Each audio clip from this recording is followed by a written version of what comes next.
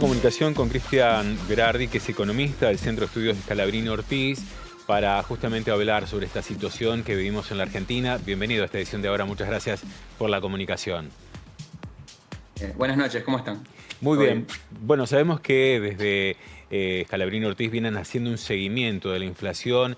¿Qué podemos encontrar en este mes de mayo en transcurso, teniendo en cuenta que en marzo fue 6,7, que en el mes de marzo fue 6,7 y en abril fue del 6% la inflación? ¿Cuál es el promedio de lo que se estima será para el mes de mayo?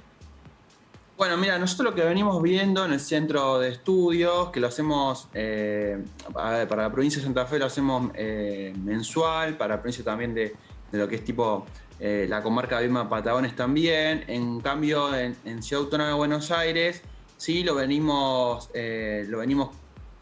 haciendo mensualmente. Y el tema es que nos está dando cerca también del 5%, como piso en este caso. Se Claro. pensaba que de alguna manera el mes de mayo iba a estar alrededor de las últimas 4 semanas, que era un 4,2%, pero está remontando un poquito en este sentido. No se van a esperar niveles de inflación que se reduzcan bruscamente, es decir, los pisos de inercia inflacionaria empiezan a ser cada vez más altos, con lo cual reducirlos mes a mes va a costar más. No es que sea totalmente imposible, pero la inercia inflacionaria viene creciendo mes a mes y bueno, estamos teniendo lo que son, niveles de alrededor del 60%, 58% acumulado, algo que las paritarias vienen hoy en día a reflejar lo que son la expectativa de inflación para fin de año, con una puerta abierta, que es la cláusula de revisión. Y esta cláusula de Claro. revisión, bueno, le va a dar ese margen para poder recuperar si es que la inflación va a ser más alta de lo previsto Claro, por la Argentina. se habla de, como bien lo mencionabas, entre un 50 y 60% anual de inflación. Sin embargo, en materia de alimentos, que es lo que más preocupa a las mesas argentinas, se habla de un aumento mucho mayor que el 5, el 6,7 o el 6% que venimos observando en los últimos meses. ¿Las medidas que está adoptando el gobierno nacional están alcanzando, teniendo en cuenta que está casi desarticulado el sistema de control del Ministerio de Comercio del Interior? Me refiero a las inspecciones que se podrían hacer en Buenos Aires o en el resto del país para el cumplimiento efectivo de las diversas medidas.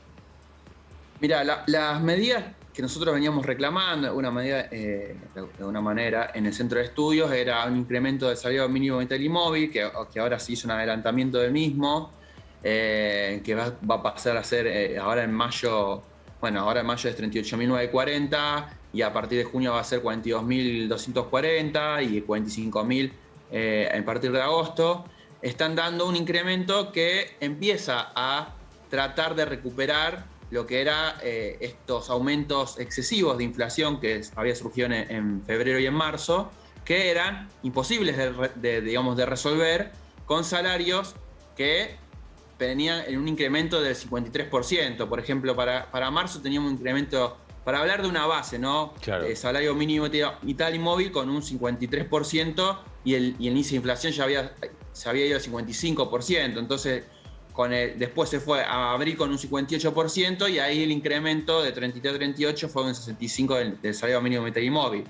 Después los refuerzos que fueron a incrementarse, que eran transitorios en esta medida, por los dos aumentos que vos bien dijiste, de abril y marzo, del 6,7 y del 6% aproximadamente, venían a solventar un poco con estos refuerzos de 9.000 pesos, 18.000 en 2 cuotas y el de 12.000 para los más 6.000 que habían tenido los jubilados.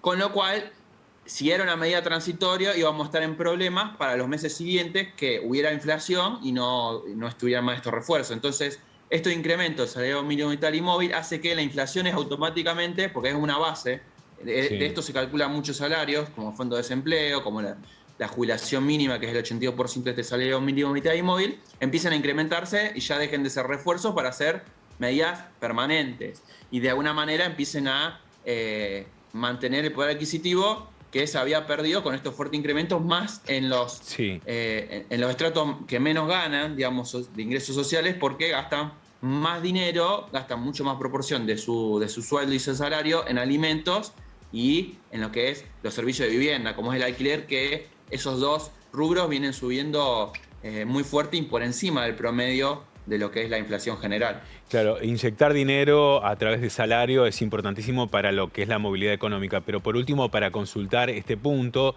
tiene que ver con quién controla a las industrias alimenticias, a cierto sistema del comercio que de manera especulativa ha accionado también una parte por inercia y otra por especulación, a aumentar los precios de manera desmedida, afectando obviamente a toda la economía de las familias argentinas. ¿Hay medidas concretas del Gobierno Nacional, entendés, que se estén tomando en ese sentido para realmente hacer un control más allá de las negociaciones? Desde la Economía y desde el Ministerio de la Secretaría de Comercio Interior, que está a cargo del Ministro de Producción, han tenido pocas herramientas en este sentido. Muchas veces nosotros estamos diciendo que Feletti está peleando con un tenedor, digamos, de alguna manera, Sí, contra la guerra contra la inflación, que se dijo en algún momento. Posiblemente después de esa medida haya sido los índices más nefastos que hayamos tenido, con marzo y abril. Para la economía argentina, ¿no? En concepto de incrementos salariales, perdón, ojalá fuera incrementos salariales, sino incremento de precios. Entonces empieza a estar un poco más, exento de estos instrumentos desde el Ministerio y desde el gobierno en general. sí. Entonces es mucho más difícil, se está estableciendo de alguna manera algunos acuerdos y algunas negociaciones, empezar a tratar de desacoplar de alguna medida estos incrementos internacionales con los precios locales, que las retenciones no están pudiendo desacoplar digamos, fuertemente, porque vos tenés incrementos del trigo que está por el 50% y retenciones del 33% que subieron un poco de 31 a 33 en algunos sectores. Entonces, como la soja, por ejemplo. Los otros no se tocó el trigo, por ejemplo.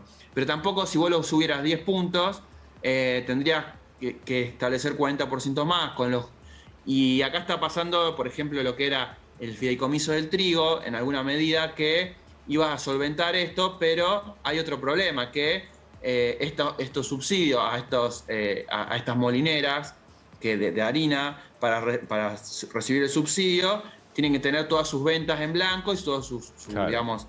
Y ahí viene el problema en Argentina, que nosotros tenemos casi un tercio de la población en trabajadores en la informalidad. Entonces, ahí también viene un problema en donde tienen que empezar a cruzar datos y de alguna manera y hacer fuerza desde el Ministerio de Trabajo también para, bueno, vamos a poner todas las empresas en blanco, a todos los empleados, vamos a blanquear todas las ventas y ahí vamos a obtener subsidio, porque en general obtienen el subsidio por las ventas declaradas en ese sentido. Entonces, Claro. si vos estás vendiendo por fuera del sistema formal, posiblemente no tengas el subsidio en este sentido, y bueno, esos son unos puntos flacos del que se están dando.